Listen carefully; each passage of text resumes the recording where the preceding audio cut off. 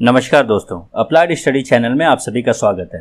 Basic electrical के magnetism and electromagnetism chapter के topic wise series में आज हम लोग बायोट-सैवर्ट लॉ का पार्ट 2 देखेंगे। पार्ट 1 में हमने डिस्कशन किया था, ये पार्ट 2 है। पार्ट 1 में हमने डिस्कशन किया था कि बायोट-सैवर्ट लॉ का एक्सप्रेशन क्या है, बायोट-सैवर्ट लॉ का क्या यूज़ करते हैं हम लोग, और circular current carrying coils conductor से के सेंटर पर हमने मैग्नेटिक फील्ड निकाला था। अब हम लोग बायोट-सैवर्ट लॉ का स्पेशल केसेस डिस्कस करेंगे और कुछ इंपॉर्टेंट पॉइंट्स जो बायोट-सैवर्ट लॉ के वो डिस्कशन करेंगे। चलिए,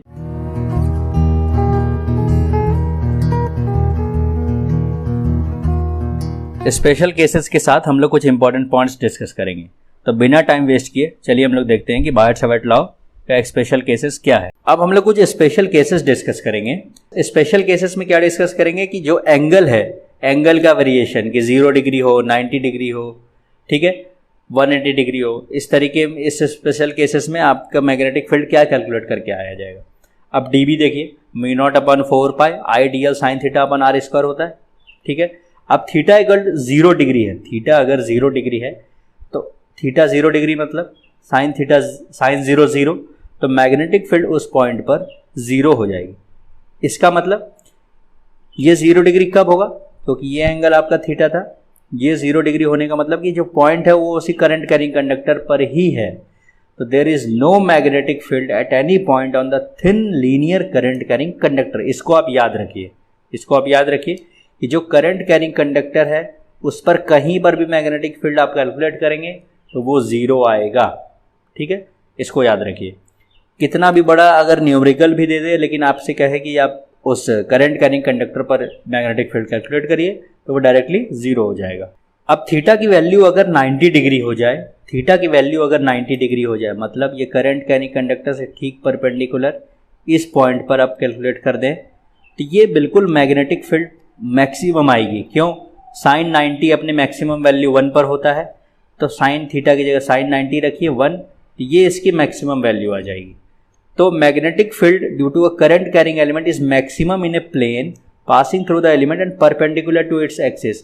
ये आपका करंट कैरिंग एलिमेंट है, इससे परपेंडिकुलर आप कैलकुलेट करेंगे 90 डिग्री पर तो मैग्नेटिक फील्ड मैक्सिमम आएगी, और इस पर कैलकुलेट करेंगे इनके एक्सिस पर तो 0 आएगी। और थर्ड केस क्या कि या तो थीटा 0 हो या 180 डिग्री, मिनिमम वैल्यू आती है 0। 0 पर तो हमने देख लिया साइन पाई भी 0 होता है, तो 0 और 180 पर मिनिमम वैल्यू आएगी मैग्नेटिक फील्ड की, 90 डिग्री पर मैक्सिमम वैल्यू आएगी। तो बायोट-सैवर्ट लॉ का एक्सप्रेशन हमने देख लिया, अलग अलग केसेस देख लिए कि 0 डिग्री, 180 डिग्री, 90 डिग्री पर क्या मैग्नेटिक फील्ड होती है, ठीक है। अब हम लोग कुछ इंपॉर्टेंट पॉइंट्स डिस्कस करेंगे बायोट-सैवर्ट लॉ का, जो अभी हम लोगों ने देखा। सबसे पहला कि ये सिमेट्रिकल करंट डिस्ट्रीब्यूशन के लिए ही है, is valid for symmetrical current distribution. ऐसा क्यों? तभी तो आप एक छोटे एलिमेंट से करंट मैग्नेटिक फील्ड निकालते हैं और उसको पूरे एलिमेंट के अक्रॉस इंटीग्रेट कर देते हैं 0 से L तक, तो वो पूरे एलिमेंट पर मैग्नेटिक फील्ड निकाल देता है। उसके सिमेट्रिसिटी की वजह से ये इंटीग्रल पॉसिबल है। तो बायोट-सैवर्ट लॉ सबसे पहले सिमेट्रिकल करंट डिस्ट्रीब्यूशन के लिए इंप्लीमेंट होगा।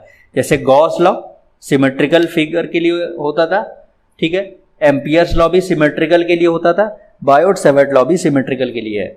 तो सिमेट्रिकल स्ट्रक्चर के लिए इजी कैलकुलेशन के लिए ये सब एक्सप्रेशंस निकल के आ रहे हैं, अलग अलग फॉर्मूले निकल के आ रहे हैं। तो बायोट-सैवर्ट लॉ सबसे पहले सिमेट्रिकल करंट डिस्ट्रीब्यूशन के लिए वैलिड होता है, ठीक है।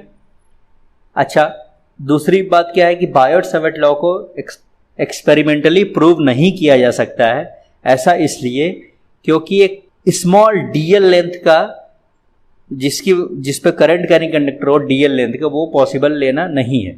ये पॉसिबल नहीं होता है कि आप एकदम बिल्कुल इतना छोटा डीएल, जो जिसको हम बोलते हैं इनफिनिटेसिमली स्मॉल, ऐसा एलिमेंट ले लीजिए जिसमें करंट फ्लो करता हो, ठीक है। और एक बात कि कूलम्ब्स लॉ में आप क्या देखते थे, कूलम्ब्स लॉ जो होता है इलेक्ट्रोस्टैटिक्स में, उसमें क्या देखते हैं, F inversely proportional to R square होता है, वही यहाँ होता है। कूलम्ब्स लॉ क्या देखते थे, K Q1 Q2 upon R square. Biot Savart law भी इनवर्स स्क्वायर लॉ फॉलो करता है, क्योंकि नीचे आप क्या देख रहे थे, ideal sine theta upon R square, तो जो मैग्नेटिक फील्ड है वो inversely proportional to R square, ठीक है। और लास्ट पॉइंट क्या है कि direction of dB is perpendicular to plane containing I, d l and आर। ऐसा इसलिए क्योंकि मैग्नेटिक फील्ड की डायरेक्शन क्या हो रही है, आई डी एल क्रॉस आर, ये आपने एक्सप्रेशन में लिखा था। और जब भी ये एक्सप्रेशन लिखिए तो इसका मतलब ये हो जाता है कि आई डी एल का जो प्लेन है और आर का उसके परपेंडिकुलर, मतलब अगर ये एक्स एक्सिस है ये वाई एक्सिस है तो जेड एक्सिस के अलॉन्ग मैग्नेटिक फील्ड की डायरेक्शन होगी, क्योंकि आपने क्रॉस प्रोडक्ट लिया है, मतलब आप इनको इन दोनों के परपेंडिकुलर मैग्नेटिक फील्ड की डायरेक्शन रख रहे हैं। तो ये इंपॉर्टेंट पॉइंट्स है जो आप बायोट-सैवर्ट लॉ के बारे में याद रखिए। जेईई एग्जाम्स में आपको डायरेक्ट क्वेश्चंस मिलेंगे। एक तो सिमेट्रिकल के लिए है, दूसरा इनवर्स स्क्वायर लॉ फॉलो होता है और डायरेक्शन ऑफ डीवी परपेंडिकुलर है। ठीक है, तो आशा करता हूँ आप सभी को हमारा ये टॉपिक समझ में आया हो, बायोट-सैवर्ट लॉ। अब बायोट-सैवर्ट लॉ का ये बेसिक इन्फॉर्मेशन था, इस पर आप जाकर क्वेश्चंस प्रैक्टिस करिए और इसके तरह तरह के क्वेश्चंस प्रैक्टिस करिए। थ्योरेटिकल क्वेश्चंस और जो छोटे छोटे न्यूमेरिकल्स आपके एग्जाम्स में आते हैं उसको प्रैक्टिस करिए। आशा करता हूँ आप सभी को ये समझ में आया हो और आपको हमारा ये इनिशिएटिव अच्छा लगा हो तो आप हमारे चैनल को लाइक, शेयर एंड सब्सक्राइब करिए। अप्लाइड स्टडी पर बने रहिए। तो मिलेंगे फिर हम लोग अगले वीडियो में।